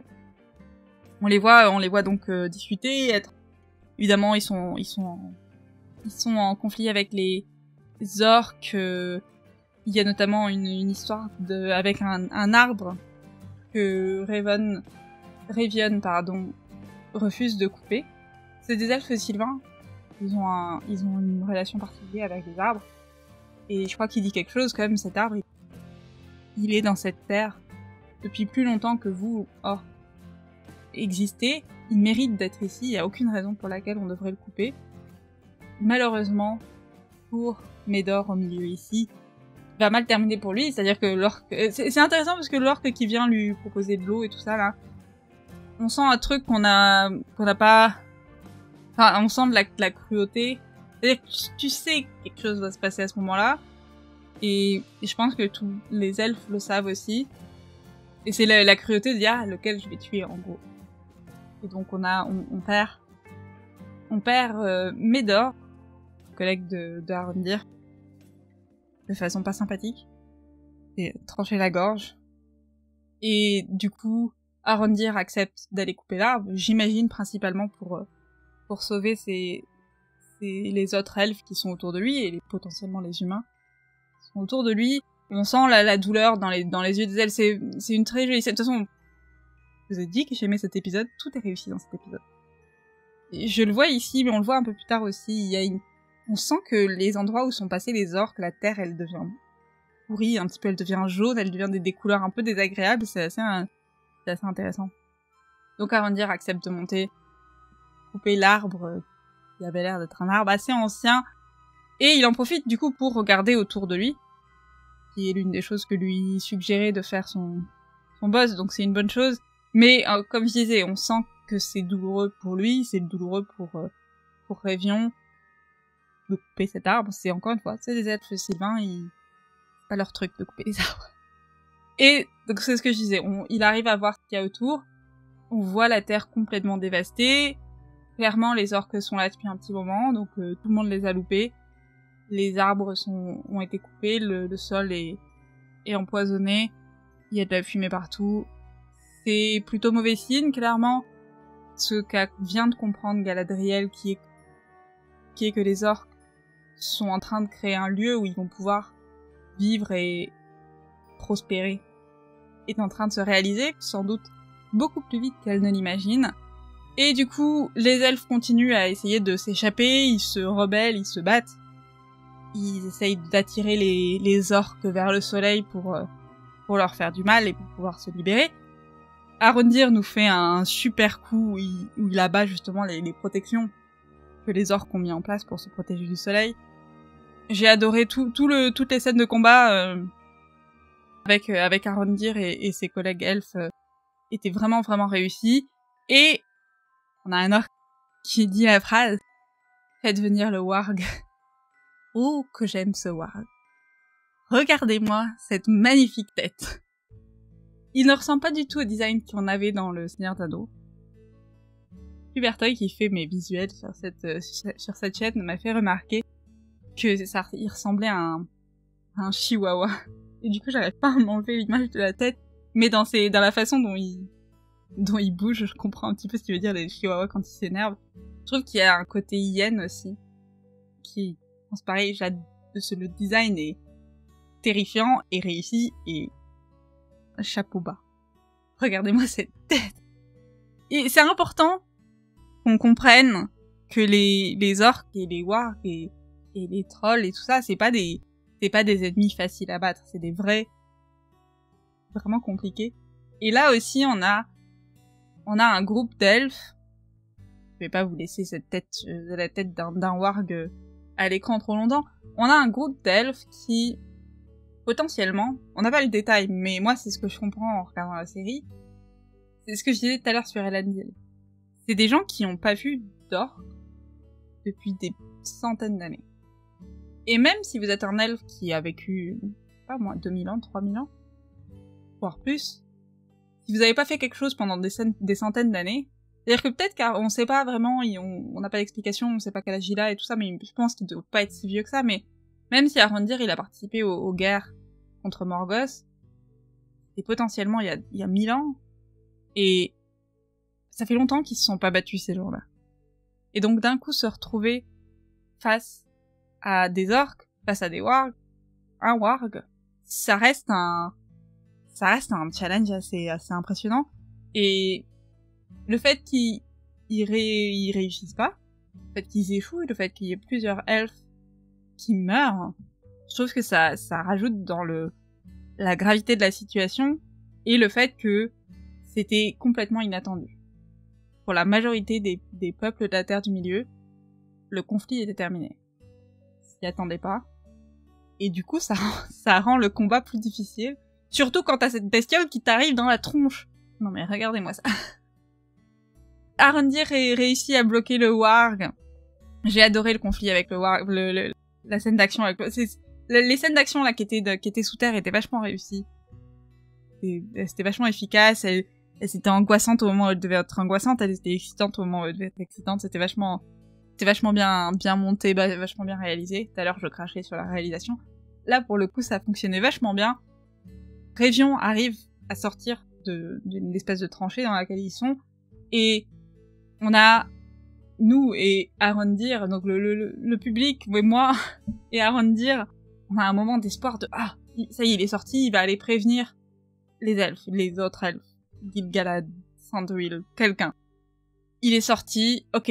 On a un bout d'espoir, on commence à avoir un truc. Et puis... ça a vachement bien fonctionné parce que on le connaît pas, ce personnage. On l'a vu 30 secondes dans l'épisode avant, et quelques moments là, mais on a tellement vu... C'est intéressant parce que... Oui, je m'interromps au milieu d'une phrase, désolée, je pense à plusieurs choses en même temps. Arondir, dans l'épisode précédent, quand on a la scène de dialogue entre lui et Révion, Révion est pas très sympathique à première apparence. Et clairement, on sent que Arondir et lui ne sont pas d'accord sur la façon dont il faut traiter les humains du coin, et que si Révion savait que Arondir a une petite romance avec une humaine, il serait sans doute pas d'accord. Donc les premières impressions qu'on avait sur ce personnage étaient plutôt négatives. Pas extrêmement négatives, mais plutôt « Oh, c'est un mec relou », en gros. Et depuis qu'il est arrivé, qu'Arondir est arrivé dans l'espèce de camp des orques, l'espèce de tranchée, là, la relation a changé, et surtout, on comprend... C'est pas qu'elle a changé, genre, du jour au lendemain, comment ça se fait que ça ait changé. Non, on comprend que ils ont été gardes. Je crois que Arondir, il dit qu'il était garde dans ce lieu-là pendant 79 ans ou 80 ans, un truc comme ça, je crois. Je sais pas si Révion était là tout ce temps-là, je sais pas si Médor, l'autre elfe qui est mort aussi, était là tout ce temps-là. Mais on comprend que malgré le fait qu'ils ont pas forcément les mêmes avis sur les humains et tout ça, ils étaient proches, ils se connaissaient, potentiellement ils étaient amis, ils avaient une relation, et on le sent quand Arondir voit mourir Médor d'abord, et à ce moment-là, parce qu'on sent sa souffrance, et aussi on sent le désespoir total à ce moment-là je viens de perdre tous les amis que j'avais, qui étaient avec moi dans cette galère, et accessoirement, même si j'arrive à sortir de ce trou, je pourrais pas m'enfuir, puisqu'il y a des archers. Si vous regardez dans le fond de cette image-là, on voit l'archer avec les mains en l'air, genre yeah, qui est un petit détail particulièrement cruel, si je peux me permettre. On voit là derrière lui l'arbre coupé, qu'il a peiné de couper, mais je pense qu'il calculait à ce moment-là, ok, si je coupe l'arbre, ça va nous permettre de faire ci et ça. Et là, encore une fois, tous les gens avec qui il était en train de planifier son échappatoire sont morts en 30 secondes. Pas en 30 secondes, mais sont morts assez vite. Et ça, c'était son boss, c'était potentiellement je sais pas exactement comment ça marche chez les gardes, mais donc c'était la personne en qui il avait le plus espoir et confiance pour réussir quelque chose comme ça, et le fait qu'il l'échoue complètement est dévastateur pour le personnage et pour nous, aux spectateurs. J'ai trouvé que c'était ça. Mais j'ai eu ah, il est sorti, ah, oh, ouais. Et qui est un bon ascenseur émotionnel intéressant à ressentir quand on regarde une série. Pas qu'ils en abusent, parce que sinon ça va être difficile, mais lui, le regard que Arondir a à ce moment-là, j'étais avec lui, on n'est pas sorti de ce trou, ça va pas être une route facile, potentiellement ça va pas être une route dans laquelle on peut s'en sortir complètement vivant, à voir est-ce que Arondir va survivre. Dans tous les cas, on le ramène par terre, et Je crois que les orques étaient sur le point plus ou moins de le tuer, et quelqu'un dit non, on va l'amener à Hadar. Ils en ont discuté un petit peu avant, les elfes, avant qu'ils meurent tous. Ils disaient, les orques du coin vénèrent, et leur leader, c'est un gars qui s'appelle Hadar, et il est vénéré par les orques du coin. Et il y a un des elfes qui mentionne, je crois que c'est Arondir qui demande, c'est quand même bizarre qu'un seigneur d'or, des orques, ait un nom elfique, puisque Hadar, ça ressemble beaucoup au terme pour dire père en elfique. Et Révion, donc le boss, fait une suggestion comme quoi potentiellement ça pourrait être l'un des noms de Sauron. Il a pas d'informations, mais c'est pas une mauvaise théorie quand on voit le comportement des orques à la seconde où Hadar ramène ses petits pieds dans la tranchée. Donc les orques se prosternent devant le monsieur, qui est intense. Et ça m'a fait beaucoup rigoler. Parce que l'épisode s'appelle Hadar. Et la seule chose qu'on a, c'est une image floue du monsieur. Une image floue d'un monsieur qui semble avoir un look plutôt elfique, si vous voulez mon avis. Si vous voulez voir des images complètes de ce personnage, on en a eu, parce qu'il y en a eu dans le marketing. Je vais pas les montrer là, au cas où vous avez pas vu ces images de marketing, il y a eu des posters et tout ça, et que vous voulez garder la surprise. Clairement, l'épisode a voulu finir en cliffhanger, et c'est pas un souci. J'ai pas énormément de théories sur qui pourrait être Hadar. C'est-à-dire qu'il y a évidemment la théorie de Sauron. Elle semble presque trop évidente pour être juste. Mais en même temps, peut-être que la série cherche pas à faire des gros mystères, et peut-être que c'est Sauron, et puis basta. Et le mystère de qui est l'étranger avec les pieds velus est suffisant. Peut-être que c'est quelqu'un d'autre. C'est quelqu'un qui ressemble à un elfe, en tout cas. Ça veut pas dire que c'est un elfe, ça veut dire qu'il ressemble à un elfe. C'est potentiellement un elfe. C'est très intéressant. La série a fini tous les épisodes. On a eu 3 épisodes pour l'instant. Les 3 épisodes ont fini sur des cliffhangers. On a eu, à la fin du premier épisode, Galadriel qui saute du bateau et la météorite qui tombe. À la fin du deuxième épisode, on a eu Durin qui ouvre la boîte mystère. Et à la fin de cet épisode, on a donc Hadar, l'homme flou. Et je trouve que ça marche bien. Du coup, on a envie de revenir la semaine prochaine. Et je m'attendais pas à ce qu'il fonctionne de façon aussi épisodique, et je trouve que c'est une excellente idée. Je suis complètement happée par cette série. Et par les mystères qu'ils mettent en avant, même si les mystères, même si j'ai toutes les clés, même si on me dit même si au final c'est confirmé que Hadar c'est Sauron, et que l'étranger c'est Gandalf, ce sont les théories les plus courantes du moment. Populaires, on va dire, du moment. Ça marche quand même, le fait que les personnages le savent pas. C'est ce que je disais tout à l'heure, je suis happée dans l'intrigue, je suis happée dans les mystères. Et j'ai vraiment hâte de voir l'épisode 4, et je veux savoir plus sur ce personnage, qui qu'il soit.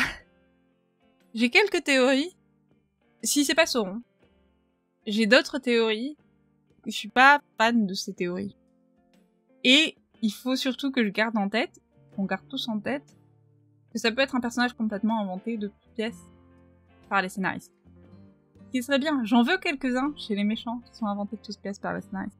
Parce que ça rajoute du fun pour moi de pas tout savoir. Et ouais, j'ai beaucoup aimé C'est marrant parce que Arondir dans l'épisode 1 et 2, c'était sans doute les moments où j'étais le moins intriguée. Et là, dans cet épisode, c'était vraiment réussi. J'étais vraiment à fond avec ce qui se passait. J'étais vraiment intriguée. J'étais vraiment, ouais, j'étais triste pour lui. Il a pas eu une journée facile. Et c'est la fin de l'épisode.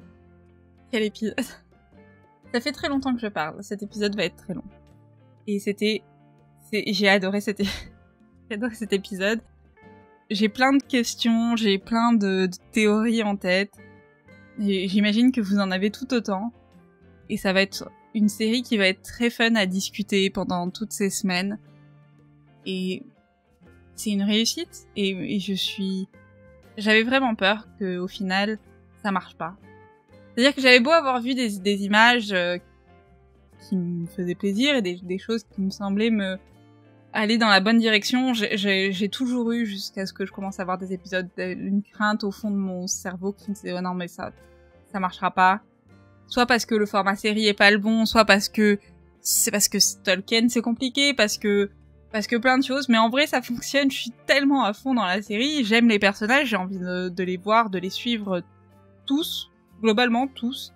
Les lieux sont, les décors, les costumes, les accessoires sont absolument splendides, il y a un travail de fou furieux qui est fait. Les antagonistes qu'on a vus pour l'instant, qui sont très peu pour l'instant, on a vu quelques orques, on a vu un warg, et potentiellement un sauron, on sait pas, sont réussis aussi. Ils sont le warg, il était flippant, les orques, ils étaient creepy à souhait, et manipulateurs, et cruels, et crades, et tout ce qu'on veut. C'est super, ça marche bien. J'espère que ça vous plaît. Dites-moi en commentaire si vous avez aimé cet épisode autant que moi, si vous êtes fan des ralentis à cheval, si Numénor était tout ce que vous espériez que ce soit, pour ceux qui connaissaient Numénor avant qu'on le voit en vrai, si Elendil était tout ce que vous espériez qu'il soit. Isildur, il est jeune encore, et on est très loin de l'Isildur qu'on connaîtra plus tard, donc c'est normal, c'est un ado. Cela dit, je suis pas déçue par la représentation d'Isildur maintenant, c'est juste que c'est évidemment pas l'homme qu'on connaîtra dans quelques dizaines d'années. Et ouais, n'hésitez pas à me donner tous vos avis en commentaire, je suis vraiment curieuse. J'ai eu des commentaires assez intéressants sur les précédentes vidéos, donc continuez à me donner vos théories, vos explications, c'est passionnant. Les discussions autour de cette série peuvent être très intéressantes si on se concentre pas sur les trucs idiots. Je vous remercie beaucoup de m'avoir écouté, divaguer pendant tout ce temps sur l'épisode 3 de Rings of Power. On se retrouve la semaine prochaine pour l'épisode 4. J'ai tellement hâte. Merci beaucoup encore et à très bientôt sur Univers Fantasy.